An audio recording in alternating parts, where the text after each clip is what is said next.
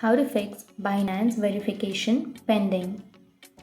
So if you want to fix the Binance verification pending option, then first open up your Binance.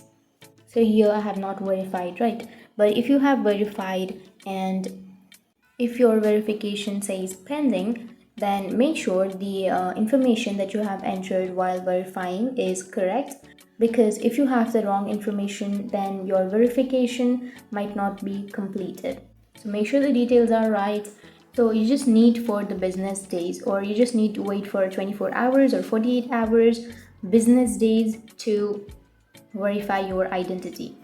So just wait and your problem might be fixed. But if that still doesn't fix your problem, you just need to go back and you can uninstall it, then again install it from your Play Store or your App Store, and you can log into your account and your problem might be fixed.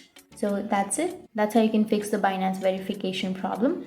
And if you have any questions, feel free to comment below. Thanks for watching.